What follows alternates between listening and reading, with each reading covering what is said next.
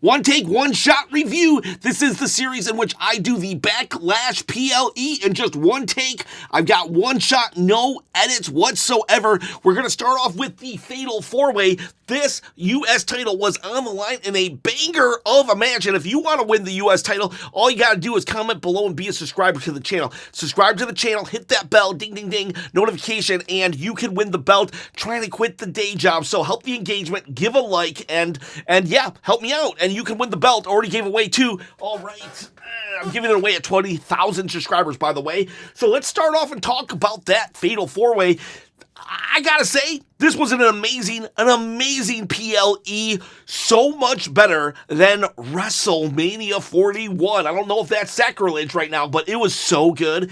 Every match on this card was a thing of beauty. My biggest beef in the whole PLE was a roll-up. There was a roll-up victory, and not even in this Fatal 4-Way. So, like, if that's your biggest beef, then you got yourself a good PLE. Let's start off talking about this Fatal 4-Way. We have Jacob Fatu, Damian Priest, LA Knight, and Drew McIntyre. It was great. The transitions, the sequences, they were seamless. Everybody looked good. The parts where they fell, they were all doing their finishers, and one time Damian Priest just fell on, I think, LA Knight, and it was just, I thought he was going to win. It was so good. I wouldn't even minded if he won right then and there. Everybody, I am telling you, every single person looked strong. This is what Damian Priest needed even.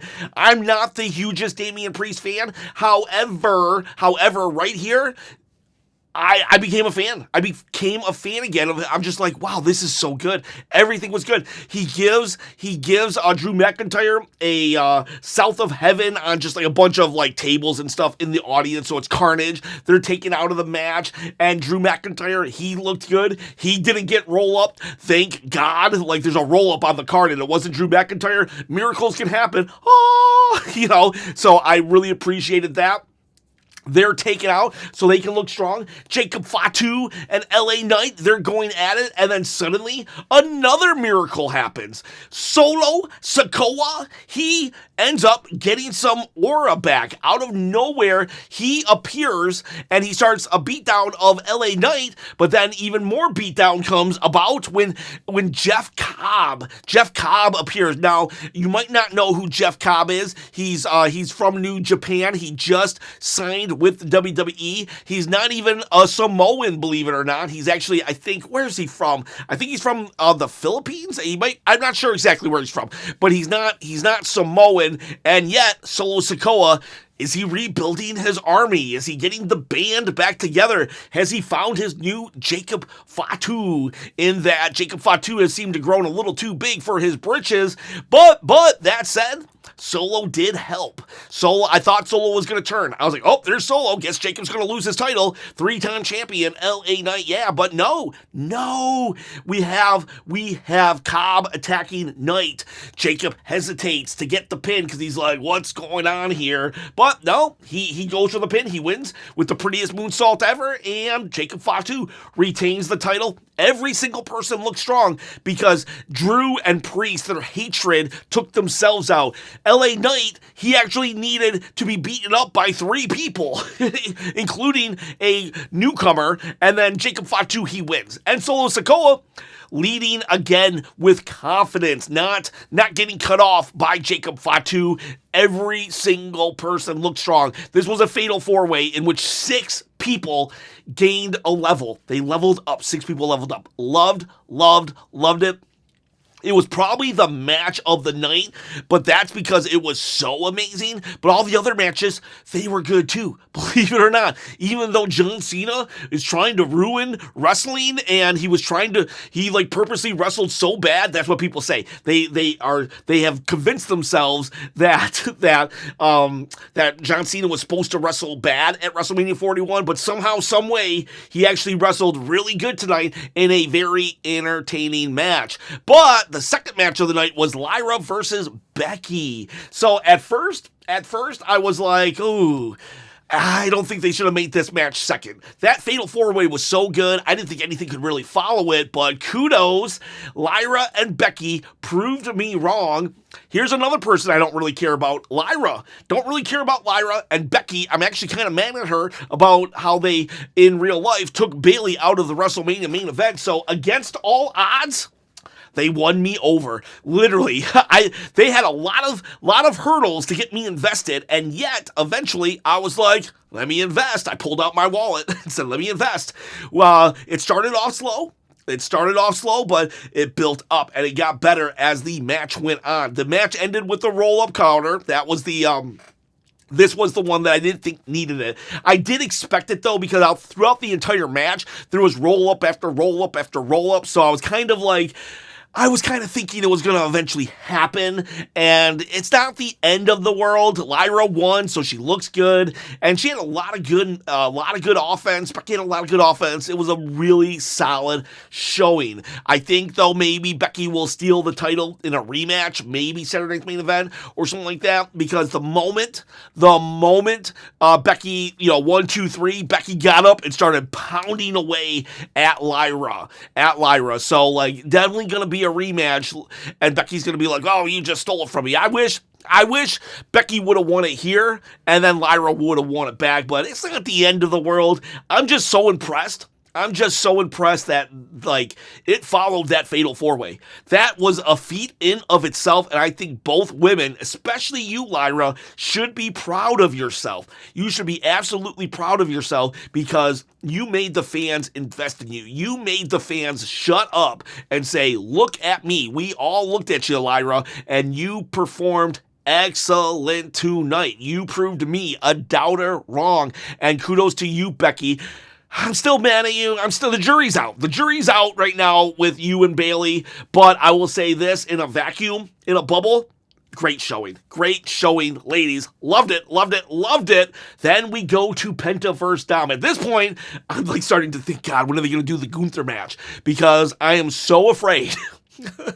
I've been trying to put on a really strong front that I was very confident in Gunther, but I thought maybe Triple H was just going to be messing with me personally, and let Gunther lose to Pat McAfee, and God forbid the rumors were true that Goldberg was going to come out. So I'm getting anxious right now. I'm just like, I want to see that match. But we get Penta versus Dominic Mysterio. This was a solid match. Finn, this was a solid match. It was really good back and forth. And what I really found interesting was Dom had a lot of really good offense, a lot of face offense. Even though he's the heel in this dynamic, he's doing suicide dives into DDTs and just really solid baby face work. And it was interesting. It was interesting because this is the first time Dominic has really been cheered throughout an entire match. Now, with WrestleMania, it did culminate into a huge moment at the end, but it was kind of like the crowd wasn't still fully on board. They were getting there, but not fully on board. But this match, the crowd came in and left on board with Dominic Mysterio. Even though he's still a heel, it was like he definitely had the face reaction here. And Penta still had a face reaction too. Penta did a good job. It was a good match. It was a solid match. It was very cool to see Dominic Mysterio as a face. Now, I know he was a face before with his deadbeat dad, Rey Mysterio, his stepdad, Rey Mysterio, because we all know Eddie Guerrero was really his dad, but so his deadbeat stepdad. But at that point, I feel like he was getting cheered because he was, attached to the hip to Rey Mysterio. Now Dominic is his own man, and he does the mustache thing, and yeah, it was just great. We have the match. Eventually, the Judgment Day come out. Carlito is distracting the ref. What's his name? The big head guy that I don't even think has that big of a head. JD holds Penta. Finn goes to hit him, but he's like, no, I'm going to go get a chair. So that hesitation allowed the ref to see him and said, get out of here. This is the second time that Finn Balor, I was just checking to make sure the audio was on because boy, would that suck if the audio was off. That's the audio being off. Me just talking without sound. But so anyways, where was I? So Finn, second time in a row that Finn got seen by the ref and get out of here. So he has to leave. They keep fighting. And then, thank God, an American hero, a living legend, shows up to push Penta off the top turnbuckle. Michael Cole is delusional as he babbles something about Chad Gable. I mean, it's bad enough that Chad Gable is not at this PLE once again, being like, I don't understand. He's one of the greatest wrestlers on earth, and not even in an interference spot could we bring in Chad Gable. So it's even worse when Michael Cole highlights Chad Gable's name. Whatever. So, but yeah, Grande Americano, like, I think he got headbutted or something because he has that steel plate in his head, and he's just a hero. He's just a hero, and that allows Dominic Mysterio to get the pin. There was some interference with Grande Americano, but I believe though that probably something happened that we don't know about, and that Grande Americano was actually just enacting justice on Penta for some reason. So we're just gonna have to believe that our American hero Grande Americano did the right thing, and it was cool because he was kind of posing as well. And so yeah. Right call. Penta, I think people are going to be like, oh, they buried Penta. But no, he's got a program with Grande. That's amazing. That's cool. And Dominic just got the belt. I'm happy that Dominic gets to keep it. They need Penta to start showing more personality like they did with Damian last year. Actually, Damian was able to come out of his shell before they ruined him by over-pushing him. But I would like to see Penta, that first night on Netflix, that Penta, I need to start seeing more of again. I need to start seeing Penta in the ring doing more things. He's no longer spamming Ciro Mieto, but I think they took the mic completely away from him. I really connected with Penta, and I don't even speak Spanish. No habla español, and yet I still connected with Penta on his first appearance, and I think we could do that more here, and we could really showcase Penta's personality because he can connect. Spanish or no Spanish, it don't matter. Then we do go, so overall, great match though. It was a good match. It was great. It was fantastic. Loved it. And I'm just like, wow, this PLE is so good. And I was just so afraid that the next match was all going to come crumbling down. And my fear was Gunther versus Pat. Goldberg comes out and costs Gunther the match, and Pat gets a victory. But thank all that is holy, that did not happen. I am sad for Chop in an alternate timeline where that did, but I am so happy that this is the main 616 timeline, and Gunther beat Pat. He basically played with his food the entire time. He was the house cat, and Pat was the little mouse that could never get away from the swatting paws of that house cat. Pat fires up once or twice, but Gunther shuts him down. He shuts him down fast. He kicks out at one. We get a couple punts, and then Cole tries to cheat unsuccessfully. And it was cool, though. Michael Cole, just trying to rally Pat here and there, gets involved. People chanting, Michael Cole, Michael Cole. There was a moment, I'm not going to lie, there were a couple moments when I was like, oh, God.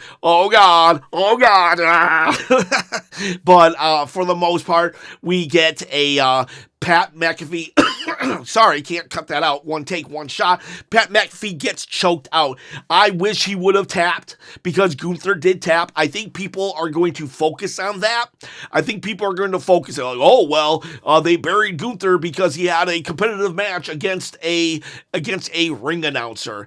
They buried Gunther because he tapped out while Pat McAfee didn't. Now I do wish Pat had tapped out, but I'm okay with it. Let's sometimes let's just focus on the positive, and the positive is Pat McAfee, he died, he got destroyed, he got choked out, and there was no Goldberg. No Goldberg is celebration enough. Celebrate good times, come on.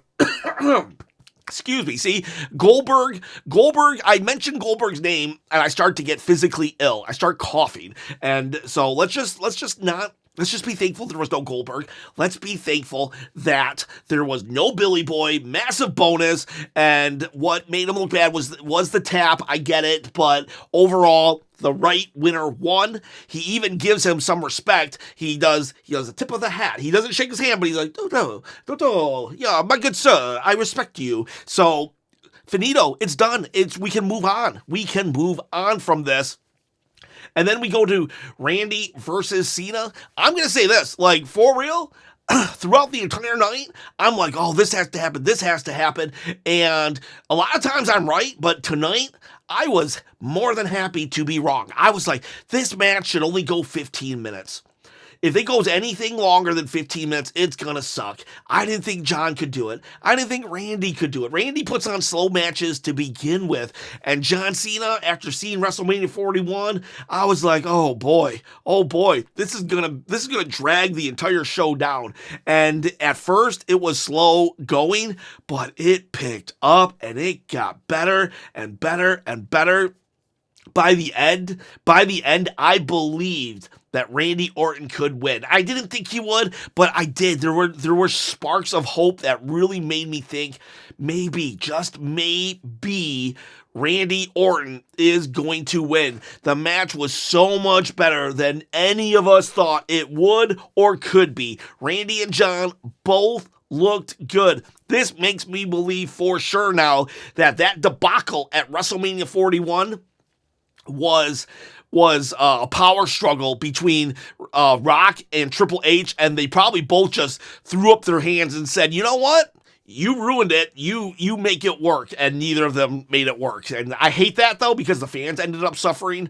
And again, if you think it was a great match, more power to you. I just don't think it was a great match. And if you want to rebuttal in the comments below WrestleMania 41 main event, go for it. You're more than welcome to. I do welcome opposite and different opinions. But yeah, I just did not like that match. And I do now think for real, it was a casualty of the Triple H Rock behind the scenes power struggle. That being said, we go back to Randy and John, last match ever.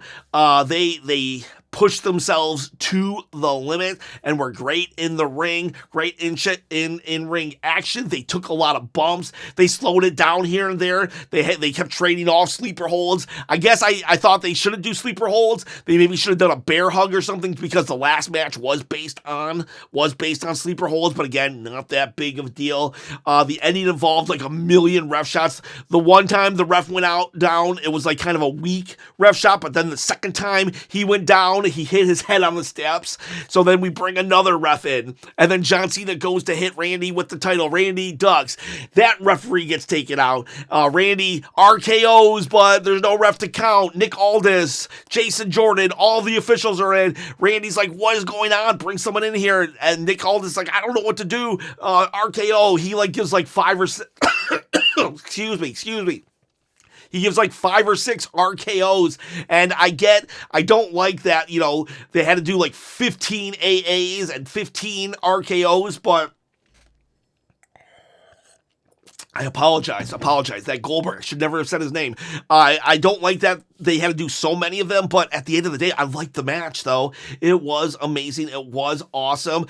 And then we go for the final death shot of Randy Orton with a punt kick. He's bringing it back. He goes to punt kick, and then rtruth slides in. Thank God it wasn't Travis Scott. rtruth slides in, and he's like protecting his childhood hero, and Randy's like, oh my God, RKO. But then John Cena, he does his thing, and 1, 2, 3, the referee came out of nowhere and won, and John won. It was great. It was amazing.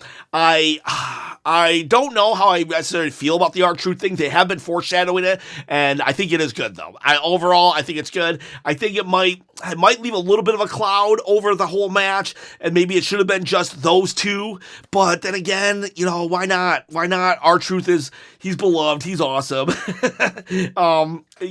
I liked it. I actually do like that rtruth came out. I can see why people wouldn't.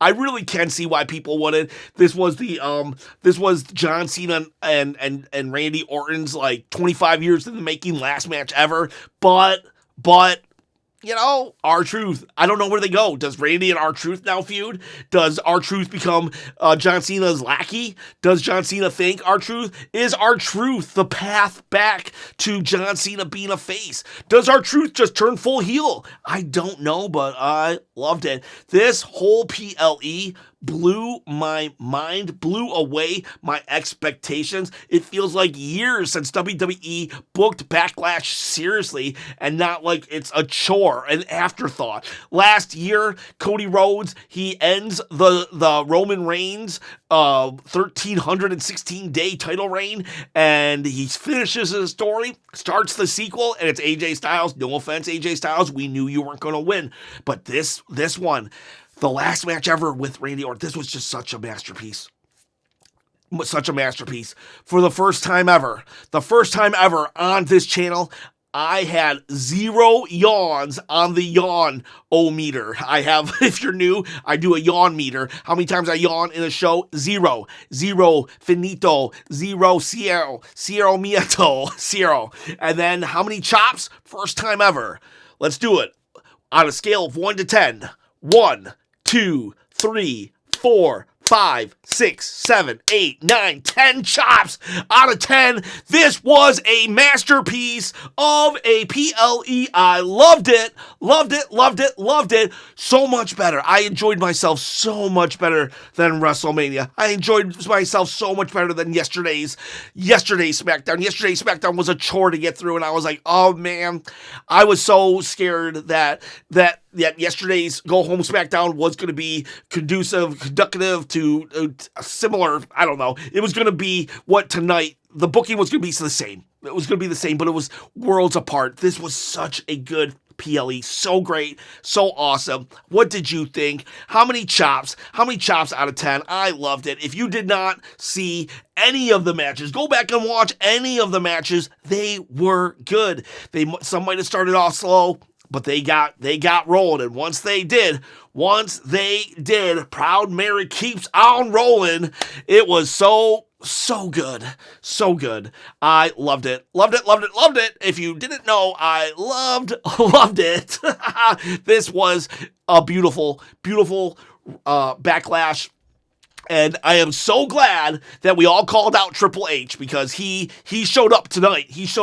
I'm not going to be like, oh, see, got to let Papa H cook. Nope. I'm like, oh, see, got to criticize Papa H. So he realizes, yeah, let me actually spend some time making these matches matter because I know Triple H is good at doing this when he tries. And tonight he tried. Amazing stuff. Boys, girls, have yourselves a good night. Don't forget to put hot takes in the community tab. And then tomorrow we'll do a hot take and then we'll do Raw on Monday. Boys, girls, have yourselves a wonderful and great night.